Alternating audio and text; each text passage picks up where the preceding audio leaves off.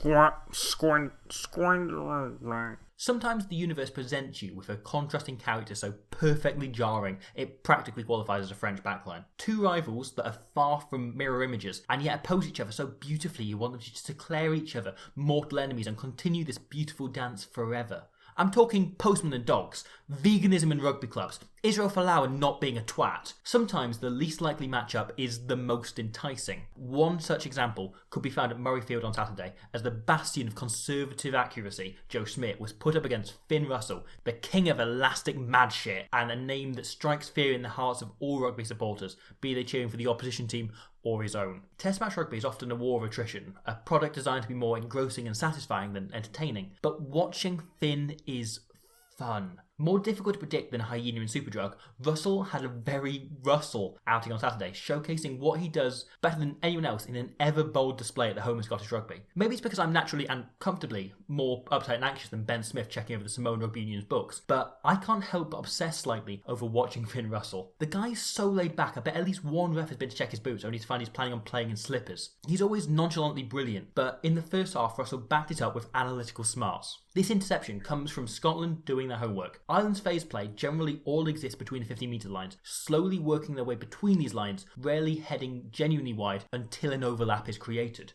The idea being to avoid tackles in the touchline, drawing a defence inwards. As such, once they've reached their infield extreme, they regularly run this play, firing the ball into the middle, the fly half picking out one runner from a pod of three to crash it up, so they're central as they slowly break the opposition down. Russell reads this, and begins to shoot into the gap between the forwards before Carberry even has the ball, picking off the pass and racing upfield. From there, it's a foot race between him and the grown-up version of the kid from Bully on the PS2, Keith Earls. Knowing Earls has him for pace, Russell slows down to look for support. There's none. Sam Johnson's too far away to make the pass. So Russell bluffs. He dummies a pass over Earls' head purely in the hope it'll make him look, so that he can be the second fly-off in 2 weeks to make Earls look like an incompetent bedwetting twat. Not want to be mugged off again. Earls makes the tackle, but Russell doesn't panic. Sam Johnson has got up in support, but the support line was all wrong. Carberry will have him, they'll have to set up a phase. No, Finn thinks. It'd be so much better taking the blind side. So Russell pops up one of the most wondrous floated offloads you'll see and forces Johnson to pick the line Russell wanted them to, which sees the centre waltz over for his first try for Scotland. Speaking of Sam Johnson, he really stood out to me,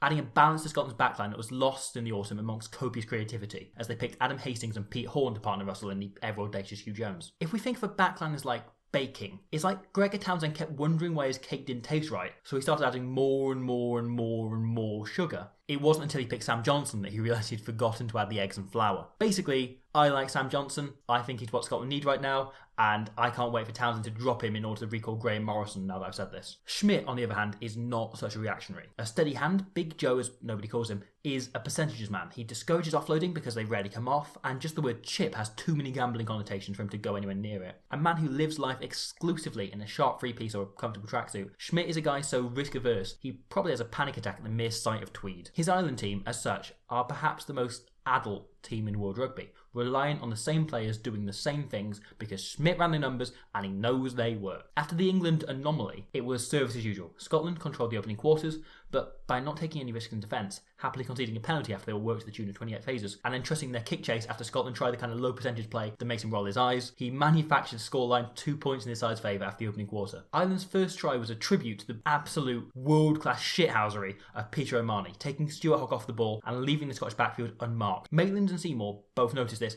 and both blitzed into cover, sprinting too hard, leading to the howler that gifts Murray the try. There's been some debate as to whether or not Peter O'Mahony's drop of the shoulder was deliberate. I honestly don't know though why people are bothering to ask. It's Peter O'Mahony. He's niggle-made man. Of course it's deliberate. He's not doing it to hurt Hogg, but he's doing it to get Ireland an advantage. It should have been a penalty, but it wasn't because he wasn't caught. That's what Pom brings you. Invisible bastardry. He got his team the advantage he was looking for, advantage worth 5 points. He is the glass shithouse. Ireland's second try, scored by 5-point machine Jacob Stockdale, was described by Joe Schmidt afterwards as a set-piece move, confirming Ireland planned it some way out, playing a phase off the line out to manipulate Scottish defenders into the shape they wanted before tearing it open by double targeting the inside of the ruck, putting Stockdale through the gap and his innate ability to smell a chance to put the ball down over the line, doing the rest. However, the most interesting development on the Irish team came around 23 minutes, as World Player of the Year Jolly Frog Sexsmack was replaced by Joey Carberry. Although Carberry has a face that screams, I'm here on work experience. He's always been a very talented player, and this season he's become a very composed one too. This was one of only 2 Tier 1 tests where he's seen upwards of 30 minutes, but Carberry looked more and more comfortable, becoming the first by half to be nice to keepers in weeks by handing him this try. But his influence was felt in far more than just the highlights package. He changed Ireland's shape. As I mentioned earlier in the video, Ireland do not play phases near the touchline. They focus on the middle of the field and then work left and right centrally, never taking the wide risk. However, when Carberry came on, that changed. It's largely a fly-half job to marshal the team in front of him, and Carberry started working the pods right out right and right out left. For some time, the main criticism of Ireland has been that the side play like rugby robots, programmed to bend to Joe Schmidt's every desire. But Carberry perhaps signalled a change to that.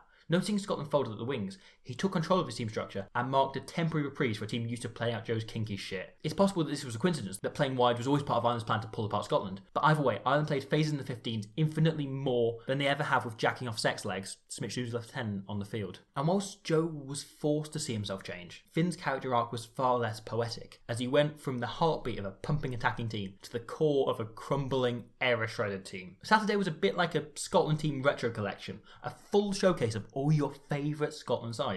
The brave and defeat hard tackling defensive one, the madcap mental Finn Russell one, the expansive exciting back three one, the one reliant on opposition areas, the one that makes all their own unforced errors, and the one who's just outright shite at rugby. Ireland looked back to being themselves, winning without much need for showboat or destruction, and Scotland too looked back to being a team that once again strikes fear in the hearts of all rugby supporters, especially their own.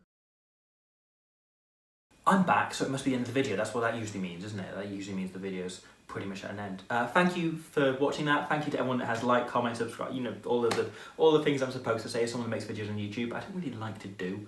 Thank you to everyone, especially that supports the channel on Patreon. It makes a huge difference, and allows me to continue making videos in the way I have, especially once the quick turnaround that I've been doing this last week, and intend to keep doing for the remaining weeks of the Six Nations. I've got some bits coming up in the next week as well. Hopefully that you'll enjoy.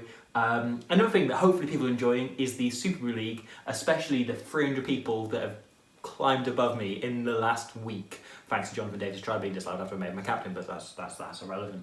And me not having Johnny May in my team. So currently top of the league, jumping up is Tony Schneek's Hearty Parrots, which means that the Elite Biscuit Farmers Vivid Oysters drops down to just second place, so it's quite tight at the top, only a few points in it. And then just 1 point behind them is Peter Carter's 94. It's Infallible Stingrays. So it's pretty tight at the top. You can join in, there's a link in the description. See if you too can make this calling this top 3 next time, and see if you know more about rugby than me, as 400 odd of you apparently do.